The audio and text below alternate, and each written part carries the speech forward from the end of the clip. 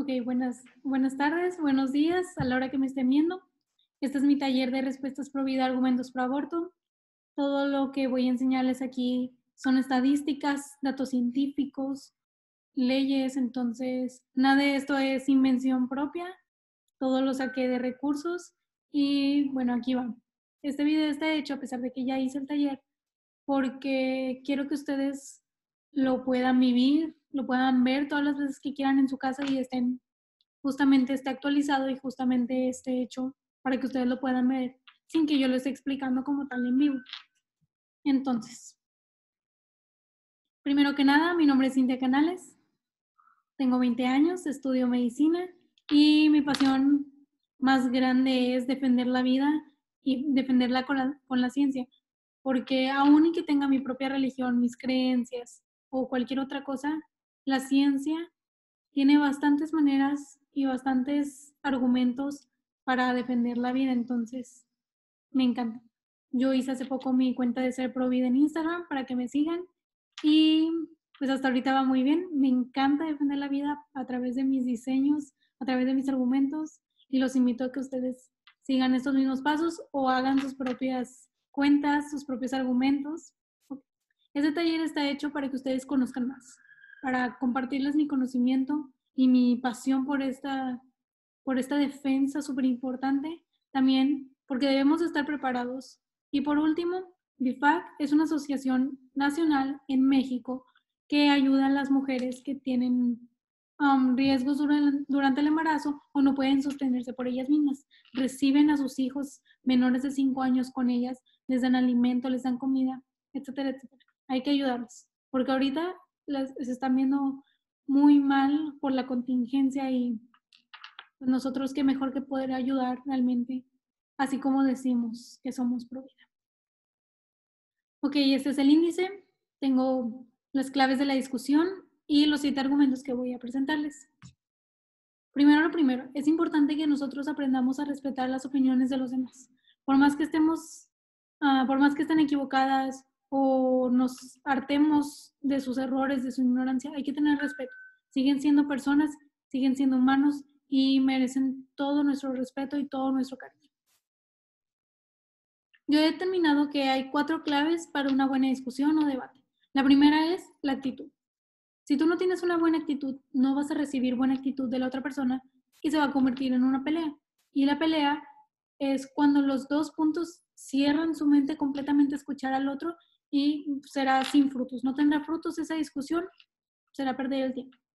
Otra es la confianza. Si no tienes confianza en lo que tú dices, no vas a reflejar nada y no vas a hacer que el otro te escuche. Entonces tienes que aprender a tener confianza en ti mismo, esa autoestima, enseñarlo en el momento en el que tú das tu taller o tú das tu argumento.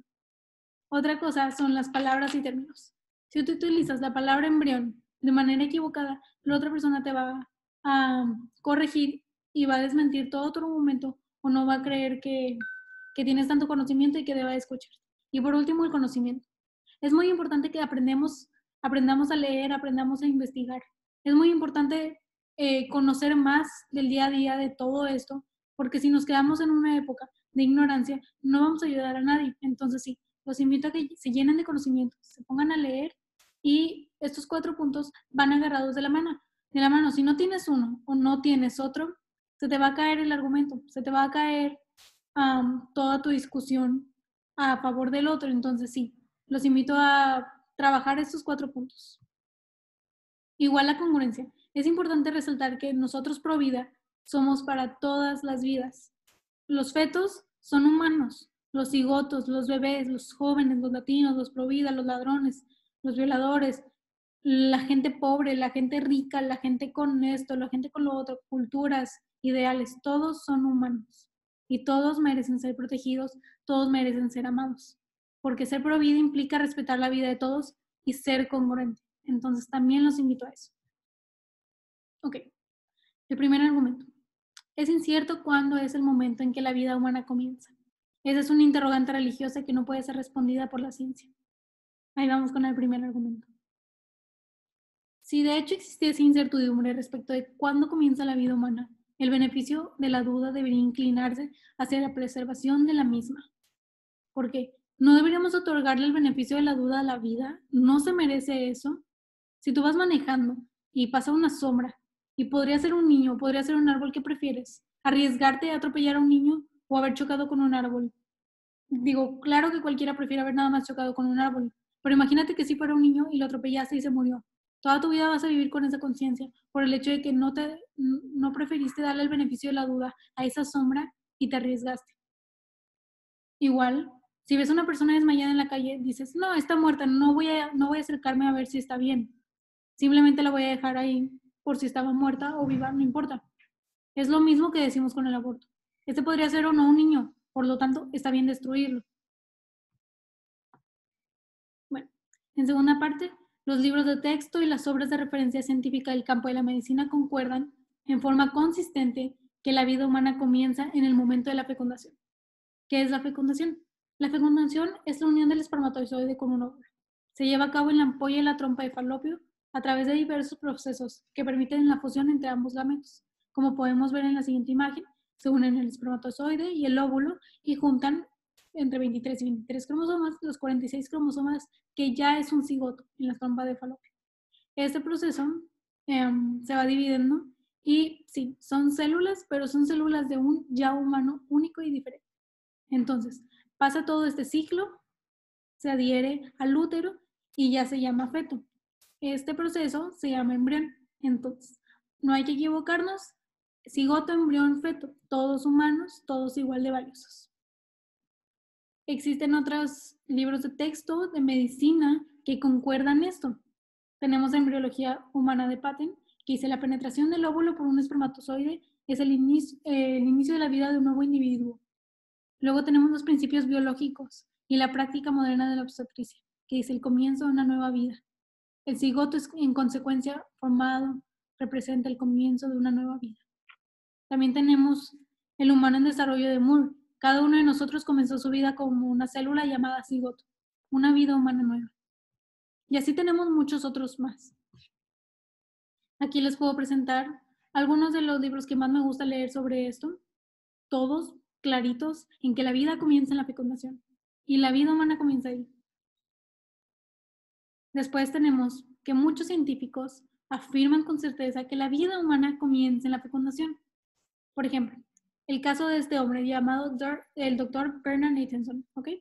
Fue el cofundador nacional de la Acción por los Derechos del Aborto y fue propietario de la clínica de abortos más grande involucrado él en más de 60,000 abortos. Él fue parte de Planned Parenthood, ¿sí? Y realizó un estudio acerca de la evolución de la ciencia de la fetología y del uso del ultrasonido para observar al niño aún no nacido en el vientre. Y esto lo llevó a la conclusión de que había cometido un error terrible y que había sido parte cómplice de asesinato de más de 60,000 niños. En su película El grito del silencio, Nathanson dijo más tarde, las tecnologías modernas nos han convencido que sin lugar a dudas, el niño aún no nacido es simplemente otro ser humano, otro miembro más de la comunidad humana, indistinguible en todos los aspectos de cualquiera de nosotros.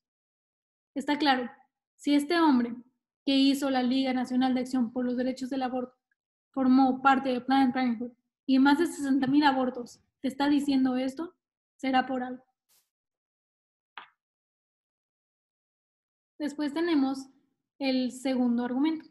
El feto es solo una parte del cuerpo de la mujer, embarazada, tal como son sus amígdalas o su apéndice. No se puede creer que un embrión congelado pueda ser una persona real. Okay. Estas son dos partes. La primera es que es parte de su cuerpo y la segunda que la fertilización in vitro, pues ¿qué pasa con esto? Lo vamos a mencionar. Una parte del cuerpo está definida por el código genético común que comparte con el resto del cuerpo.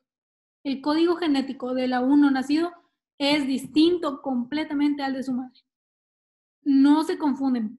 Los genetistas saben si te dan un ADN de simio, un ADN de un hombre y una de una mujer, saben que los tres son de cierta especie, son hombre, son mujer, son distintos, todo. Un genetista te puede decir eso con claridad, de los más básicos genetistas. Cada célula del cuerpo de la madre comparte un mismo código genético, es decir, mi pelo, mis manos, mis pies, todo de mí tiene el mismo código genético. Igual, el cáncer, lo han mencionado mucho. el cáncer va a tener el mismo código genético. No tiene un código genético distinto. Le puede crecer pelo, le pueden crecer uñas, sí, pero tienen el mismo código genético que cada una de las células de mi cuerpo. En cambio, el neonato tiene un código genético inconfundiblemente distinto al de la madre. Es decir, si sacan una prueba de sangre de la madre y del bebé, el genetista o cualquier hombre del laboratorio se puede distinguir entre ambos. De hecho, a menudo el tipo de sangre es diferente y la mitad de las veces el sexo es diferente. Así como no existen dos personas con las mismas huellas digitales, no existen dos personas con el mismo código genético. El niño podría morir y la madre vivir, o al revés, lo que prueba que ellos dos constituyen dos individuos por separado. El niño es un huésped, es un residente temporal, menos de 9 meses, de la madre anfitriona. Existen muchos casos en los que una madre ha resultado dañada de forma mortal, luego de que el doctor ha hecho nacer al niño sin peligro y completo. El cuerpo de la madre muere, pero el bebé vive. ¿Por qué será? Porque son dos cuerpos diferentes. En el caso de las mujeres que terminan en coma o en estado vegetativo, el bebé puede seguir adentro hasta que esté completamente listo y hasta que esté listo para el parto. Y vive el bebé. La madre ya no vive, pero el bebé sí. Son dos cuerpos diferentes. Igual, el neonato tiene un papel activo durante su propio desarrollo. Controla el curso del embarazo y el momento del nacimiento. El Dr. Liley es el padre de la fetología y él dice que fisiológicamente debemos aceptar que el producto de la concepción es quien está a cargo del embarazo. Es el embrión quien detiene los periodos de su madre y quien hace que el vientre de ella sea habitable al desarrollar una placenta, la cápsula o fluido de protección para sí mismo, que es el líquido amniótico. Él es quien regula su propio volumen de líquido amniótico, como ya lo mencioné. A pesar de que las mujeres hablan de que sus fuentes o sus membranas se rompen, estas estructuras pertenecen completamente al feto. Y por último, es el feto y no la madre quien decide cuándo debe iniciarse el trabajo de parto. Igual, estar adentro de algo no es lo mismo que ser parte de algo. Si tú vas manejando adentro de tu carro, ¿eres parte de tu carro? No. Estás adentro de tu carro, mas no eres parte de tu carro. Nadie te puede confundir con ser parte de tu carro, porque todos sabemos que estás adentro de él. No eres parte de él. Igual si estás en tu casa, en tu cuarto, en el baño. No eres parte de esa parte de la casa, no eres parte de la casa. Eres un ser que está adentro de otra cosa, adentro de una casa. Pasa igual con el bebé, está dentro de la madre, no es parte de la madre. Los seres humanos no deberían de ser discriminados a causa de su lugar de residencia. Por ejemplo, aquí tenemos 3 bebés, el bebé A, B y C. Los 3 fueron concebidos el mismo día, a la misma hora, exacto, tienen la misma edad.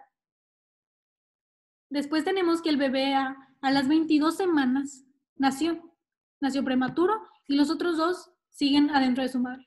Resulta que la madre C, madre del bebé C, quiere abortarlo y en Estados Unidos, entre otros países, está en todo su derecho hasta un día antes del nacimiento de abortarlo.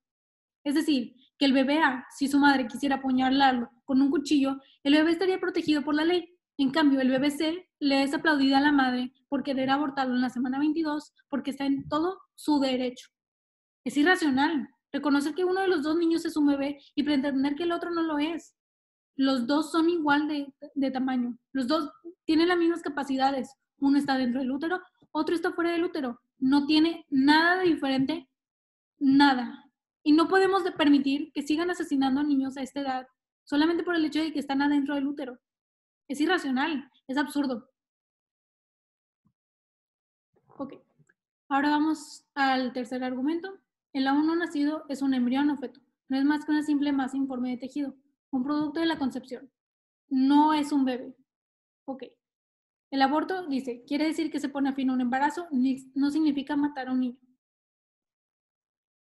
Tal como los términos bebé, adolescente, adulto, joven, anciano, los términos feto y embrión no se refieren a no humanos, se refieren a una etapa específica del desarrollo en la que se encuentran. Desarrollo humano. El embrión significa cualquier criatura viviente que se encuentre en una fase temprana del desarrollo. Feto viene de la palabra de latín que se traduce como descendiente, joven o niño pequeño. En cambio, bebé, muy parecido, es un ser humano de una edad todavía muy corta, que no puede hablar ni tampoco caminar. El humano No es humano por qué tan desarrollado está o por dónde está. Eso sería como decir que un bebé que empieza a andar no es un ser humano, o que es menos humano que un bebé que ya camina, o que un adolescente, o que un adulto. No. La fase del desarrollo no tiene ninguna relación con el valor humano. Además, la semántica afecta a la percepción. Sin embargo, no modifica la realidad. Un bebé es un bebé sin importar qué forma se le llame. Aquí tenemos un feto, un producto de la concepción, un cúmulo de células que tienen todos en común, que son vida humana. Y lo pueden llamar como quisieran, pero sigue siendo una vida humana. De hecho, los pro decisión evitan la palabra comer, que es bebé, para ocultar la realidad del aborto. Mata niños. El uso de la terminología nos permite pasar por alto esta realidad. Desde el momento de la concepción, el aún no nacido no es un ser simple, no es una bola simple de células, es un ser muy complejo. El óvulo recientemente fecundado contiene un monto asombroso de información genética, suficiente como para controlar el crecimiento y el desarrollo de un individuo durante toda su vida. En forma previa a que se produzcan los abortos más tempranos, el aún no nacido ya cuenta con cada una de las partes del cuerpo que llegará a tener durante toda su vida. En el día 18, el corazón ya está formándose y los ojos están en desarrollo.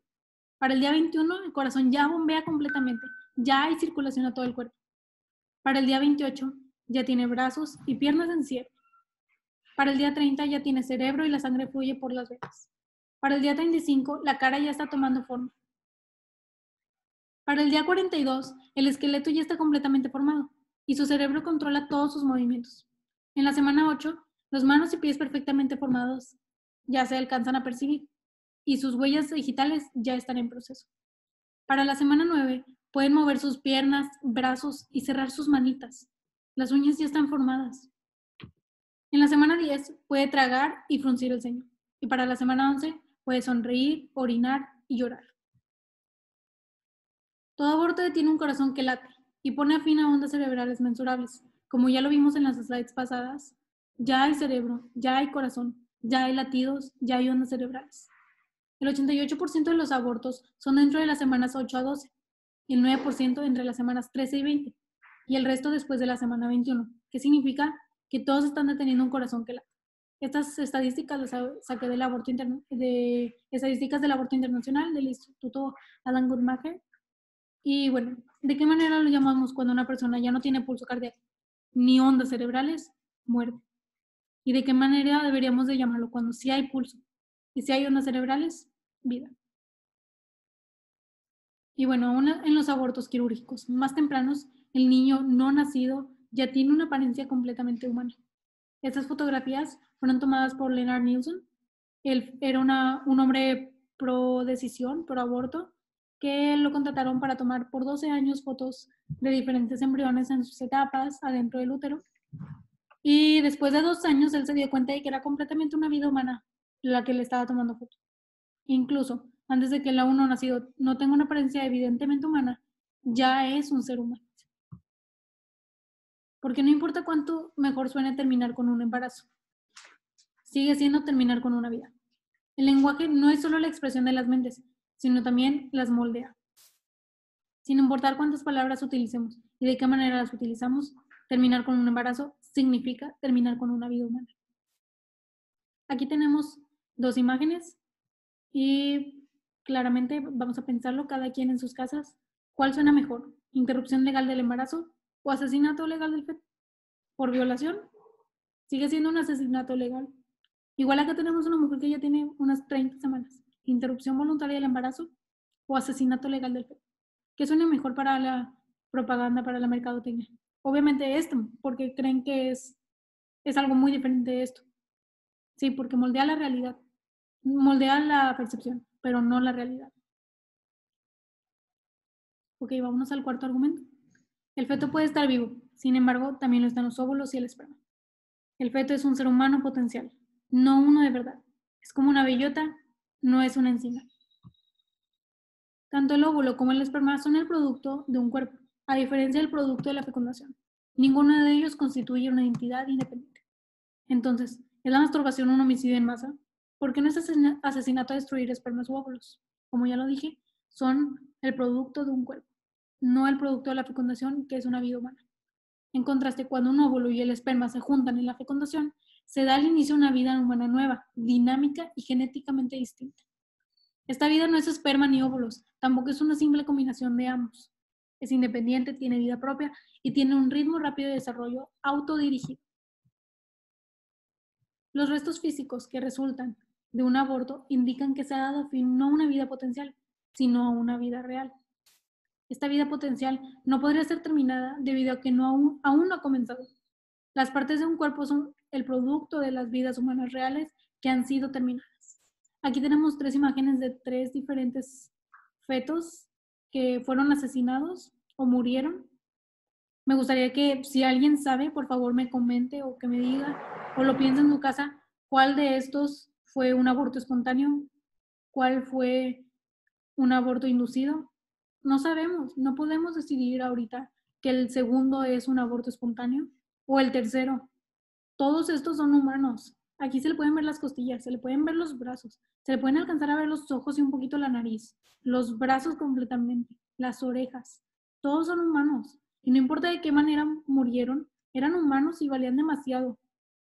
Y nos debe de dar tristeza su muerte. Algo que no es humano no se convierte en humano por el solo hecho de hacerse mayor en edad o adquirir más tamaño. Lo que sea que es humano debe ser humano desde el comienzo. El doctor Thomas Hilgers, genetista, dice, ningún cuerpo viviente individual puede llegar a ser una persona, a menos que ya sea una persona. Ningún ser viviente puede convertirse en ninguna otra cosa que no sea lo que en esencia ya es. Lo pueden leer en su artículo Nuevas perspectivas sobre el aborto. Muy interesante. Y bueno, por último, comparar nonatos y adultos con bellotas y encinas resulta deshumanizante y engañoso. Sin embargo, la analogía es correcta. Sirve para el propósito contrario del que se pretendió darle. La bellota sí se convierte en una encina, en el sentido más básico porque sí es una encina. Las personas no provienen simplemente de un feto, un cigoto, un embrión. Cada persona fue un cigoto, un embrión y un feto.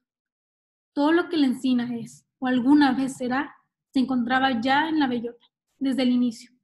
Y todo lo que el adulto es, o alguna vez será, lo encontrabas ya en el cigoto. Ok, vámonos con el quinto argumento. El aún no nacido no es una persona, es decir, no tiene vida significativa. No hay nada que lo caracterice como miembro de la especie humana. Ok, la condición de persona se define correctamente por la calidad de miembro de la especie humana, no en la etapa del desarrollo en la que se encuentra dentro de esa especie.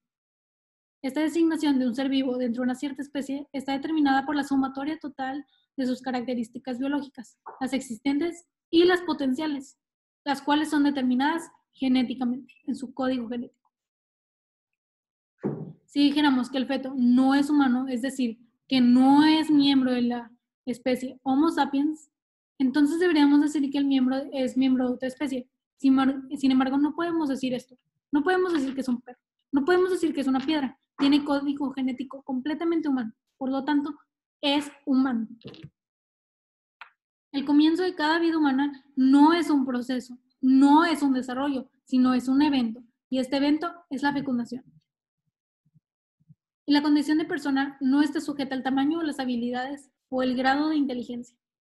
Tenemos a Joseph Fletcher, un profesor de la Universidad de Virginia, sostenía que un individuo no es persona a menos que tenga todas estas características: coeficiente intelectual de por lo menos 40, conciencia de sí mismo, dominio de sí mismo, sentido del tiempo, ya sea pasado, presente y futuro, y la capacidad para relacionarse con otros. Todos estos son aplicables a diferentes grupos de personas, entre ellos los comatosos. Otros grupos de personas que igual hacen referencia a esto es una persona con síndrome de Down, una persona con autismo, un bebé no tiene conciencia de sí mismo o dominio completo de sí mismo, una persona sin piernas o sin brazos, o un anciano con Alzheimer's, una persona pobre, una persona rica puede no tener la conciencia o dominio de sí mismo completamente, una persona en coma, en estado vegetal, y siguen siendo humanos, siguen siendo personas. Sin embargo, démosle algún tiempo a ese hombre y será capaz de funcionar como una persona. Démosle algún tiempo a ese bebé y sucederá exactamente lo mismo con él. La condición de nonato debería ser determinada sobre una base objetiva, no sobre definiciones ni conveniencia de la condición de persona que sean completamente subjetivas o que buscan el propio beneficio. Nosotros no debemos reducir los asuntos de vida y muerte y derechos humanos básicos a un juego de semántica, mediante el cual nos vemos libres para redefinir nuestras condiciones. El hecho de cambiar el significado de las palabras no cambia la realidad. Las únicas preguntas que nos debemos hacer es, de manera objetiva, ¿es humano? Es decir, ¿proviene de seres humanos? ¿Se encuentra vivo y en crecimiento? La primera es, sí, viene de seres humanos. Sí, está vivo. Sí, está en crecimiento. Entonces, es Homo sapiens, es humano, es persona. Aun si alguien creyera que las personas no son mejores que los animales, porque esa persona habría de mirar el asesinato de animales jóvenes, al tiempo que defiende el asesinato de niños pequeños. Les vamos a dar un ejemplo. Romper un huevo de águila constituye un crimen serio en Estados Unidos, que se hace respetar en forma muy estricta. Es decir, una persona que rompe un huevo de águila es multado con miles y miles de dólares y hasta puede entrar a la cárcel por unas cuantas semanas. Al parecer, debido a que existen muchos bebés humanos no nacidos, que son lo mismo paralelo de no haber salido del cascarón, asesinarlos a ellos no constituye un crimen serio. Todos sabemos que romper el huevo de un águila antes de que salga del cascarón significa matar un águila. ¿Qué es lo que significa realizar un aborto a una persona? Resulta peligroso que la gente se encuentre en el poder, tenga la libertad de determinar si otras personas, otras vidas menos poderosas son útiles. Peter Singer, el director de valores humanos en Harvard, dice, cuando la muerte de un niño discapacitado conducirá al nacimiento de otro niño que cuente con mejores expectativas de tener una vida feliz, el monto total de felicidad será mayor si el niño discapacitado es asesinado. Jim Newhall, un abortista de Portland, dijo, no todos están destinados a nacer. Yo creo que para un bebé la vida comienza cuando su madre quiere a ese bebé. ¿Qué pasa con las madres que deciden una semana sí y una semana no? ¿Es un switch que puedes cambiar tú? ¿Es algo que tú decides cuándo empieza la vida humana? No. ¿Acaso el valor de un ser humano depende de si otros creen que su vida es significativa? ¿Acaso el uno nacido se transforma de persona, no persona, cada vez que su madre cambia de opinión? Igual resulta peligroso y resultó peligroso para muchos grupos sociales o muchos grupos de personas. Para beneficio de quién no eran útiles los judíos, los negros, las mujeres, los indígenas y ahora los fetos. Para beneficio de quién no son útiles, para el poderoso. La condición de persona no es algo que deba ser otorgado sobre los seres humanos, sean estos grandes o pequeños, por parte de una élite intelectual que tiene intereses creados en librar a la sociedad de ciertos miembros indeseables. En este momento son los fetos. Hace años fueron las mujeres, los indígenas, los judíos, los negros, todos errores de la humanidad. Y todos fueron pagados y son recordados con tristeza. Algún día pasará así con los fetos. Y no podemos regresar el tiempo, no podemos enmendar ese error y traer a la vida a todos esos bebés. Pero sí hay que darnos cuenta de lo que está pasando. Una vez que resulta aceptable asesinar a niños aún no nacidos, nadie que sea débil o vulnerable puede estar seguro. Una persona que es discapacitada es completamente humana. ¿Es su vida significativa? ¿Es una opinión esto? Entonces, ¿qué ocurre con los ancianos? Si aquellos que no pueden pensar no merecen vivir, ¿qué ocurre con aquellos que piensan de manera equivocada? Nadie está a salvo. Ok, tenemos el sexto argumento, que es, un feto no es persona hasta que se produce la implantación o hasta que la madre siente sus órganos vitales o en su vientre, o es viable o cuando respira por primera vez. La implantación sería un indicador de la condición de persona solo si la ubicación, la nutrición y la interacción con otros fuera lo que nos hace humanos. Resulta bastante ilógico que un ser humano recién concebido no sea una persona con vida a causa de que no se ha establecido en el endometrio de su madre. Hay que recordar que el endometrio es la fuente de refugio y nutrición, que permite que el niño ya concebido siga desarrollándose. La comunicación tampoco determina la humanidad. Implicaría decir que si estás solo en una isla, sin saber nadie más que existes y no poder comunicarte con nadie más, no eres humano porque nadie sabe de ti y no tienes comunicación. Así no funciona. Los primeros movimientos del bebé serían un indicador de condición de la persona, solo si la realidad o el valor de alguna estuvieran en función de que fueran notados por otra persona. Tenemos otra vez el ejemplo del bebé A, el B y el C. El bebé A es muy tranquilo, le gusta dormir todo el tiempo. En cambio, el bebé C le encanta moverse, patear a su madre, y el bebé C le gusta platicar.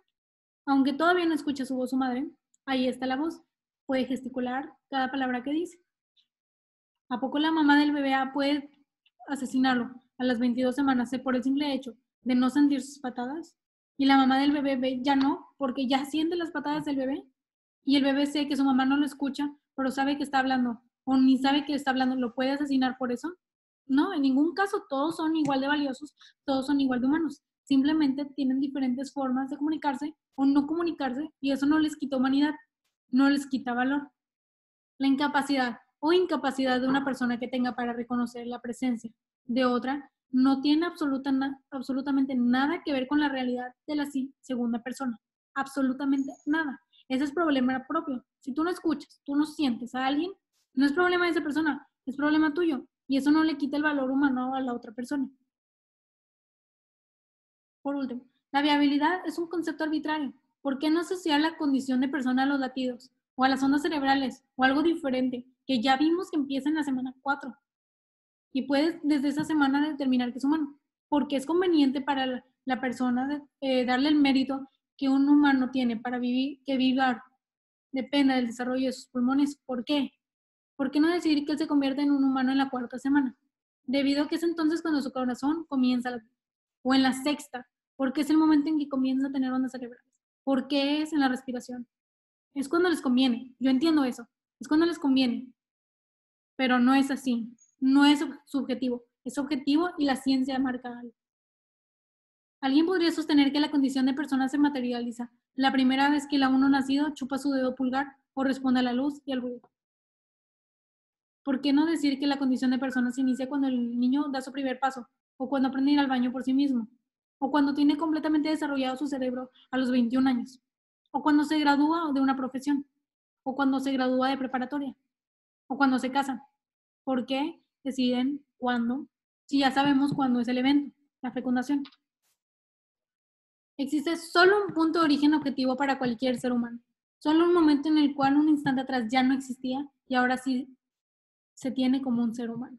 Ese punto es la concepción, fecundación.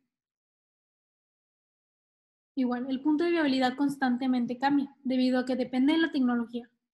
El aún no nacido siempre será el mismo, del mismo tamaño, el mismo desarrollo. Eventualmente los bebés podrían llegar a ser viables desde el momento de la concepción. ¿Acaso la naturaleza y el valor del bebé también dependen de qué hospital o país se encuentra?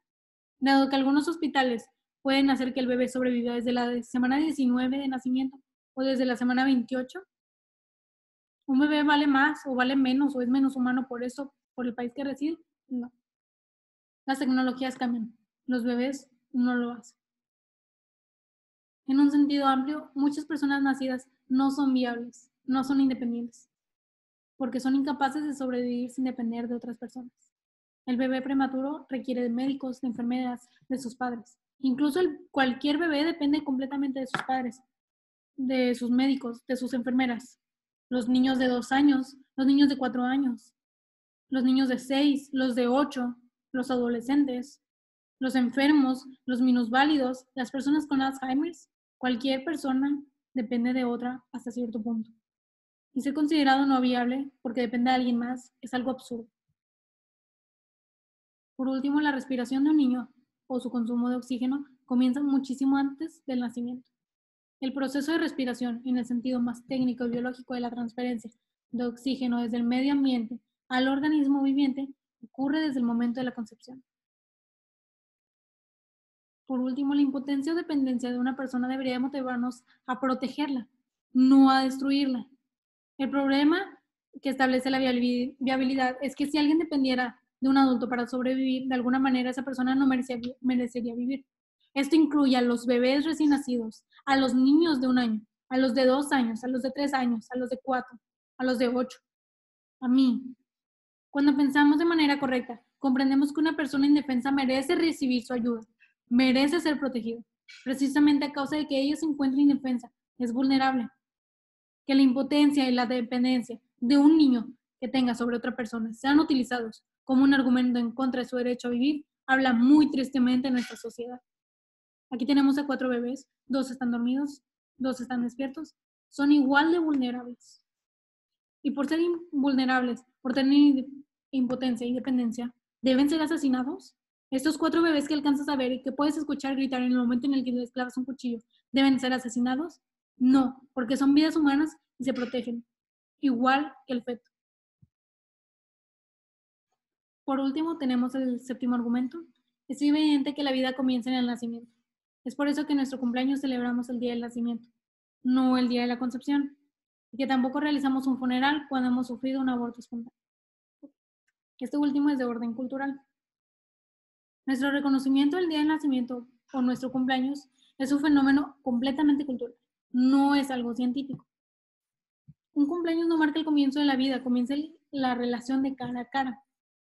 Igual, en muchos lugares en Asia, como en China, en Corea del Norte, Corea del Sur, celebran el cumpleaños aproximadamente el día en que fue concebido el hijo, no el día que fue nacido.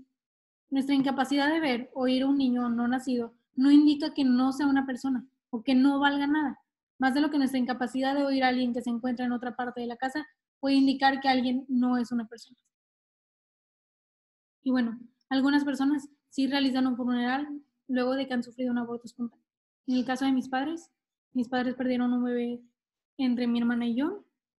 Ellos todavía sufren la pérdida de ese niño, todavía sufren ese bebé que nunca llegaron a conocer cara a cara. Y sí, lo recordamos casi todos los días y pensamos en esa persona, porque la amamos y porque sabemos que era una vida humana que perdimos. Además de que los funerales son solo una expresión de nuestro apego subjetivo a ellos, los que ya han muerto, no una medida de su verdadero valor como seres humanos.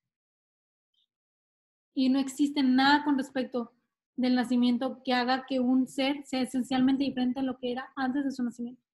Aquí tenemos a 4 bebés, todos muertos. Me gustaría que alguien pensara realmente, me dijera cuál de estos fue un aborto.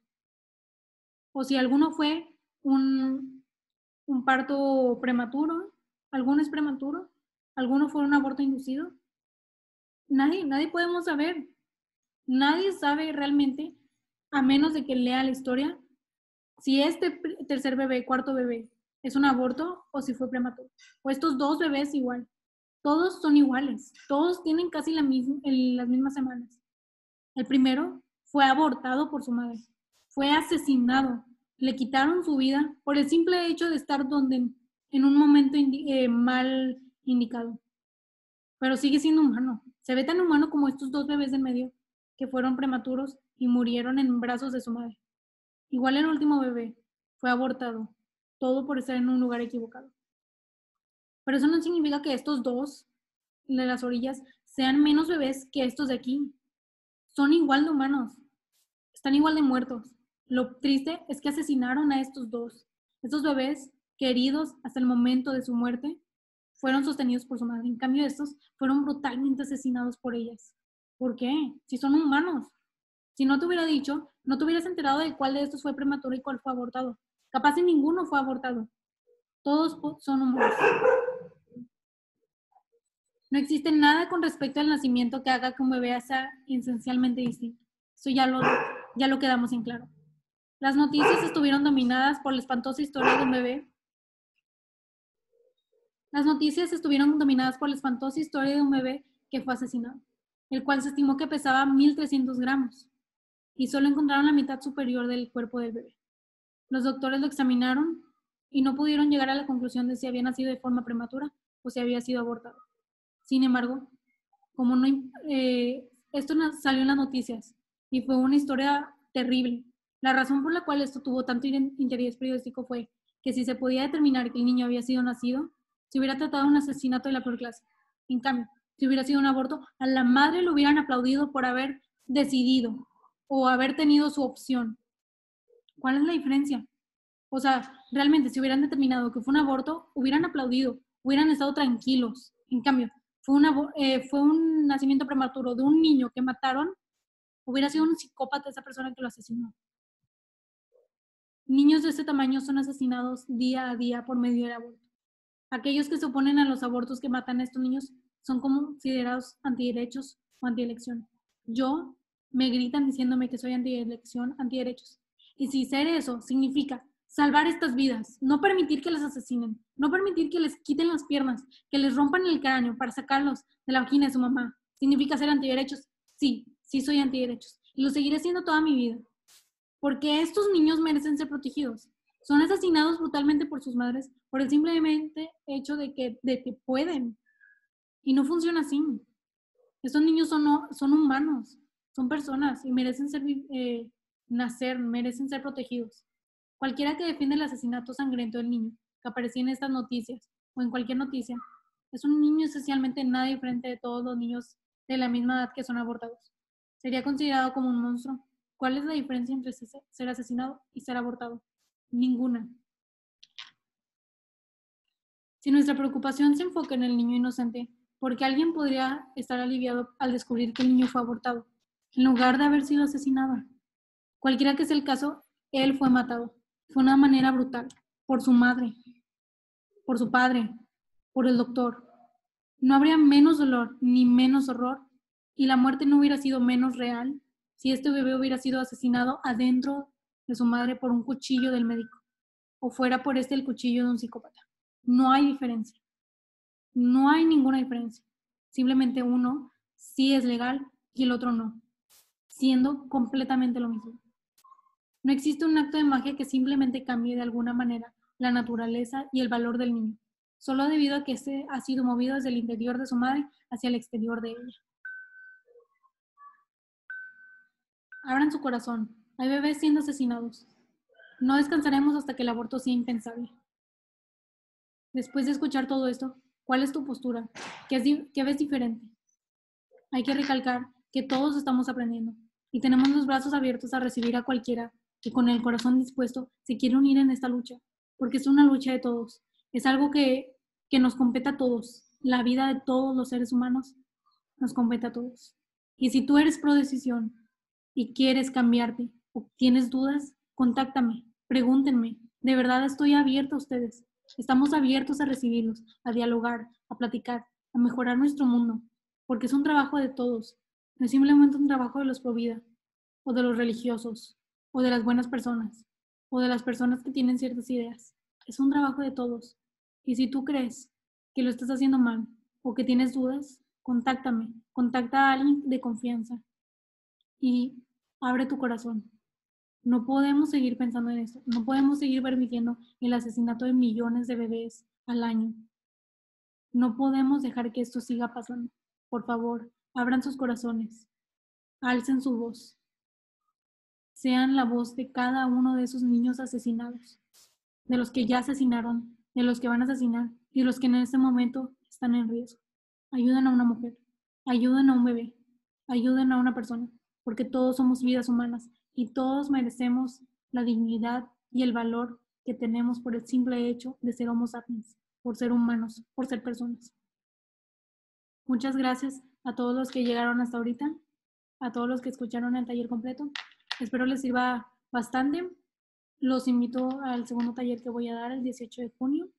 Este es el link del registro. Igual aquí abajo está la liga.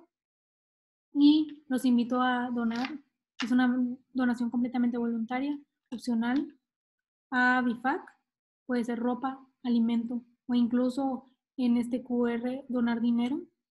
Síganme en mis cuentas de Instagram, Ser Provida, en mi cuenta personal C Canales. Igual soy Gana Jubi. Es una asociación Provida mexicana. Y bueno, muchas gracias. Cualquiera que quiera contactarme, está abierto a contactarme en alguna de esas 3 cuentas y sus dudas serán completamente resueltas, sus preguntas, sus comentarios, lo que sea. Estoy para ustedes, completamente para ustedes. Los amo mucho y gracias por vivir este taller. Espero puedan compartirlo y que les sirva para muchas maneras de salvar vidas. Gracias.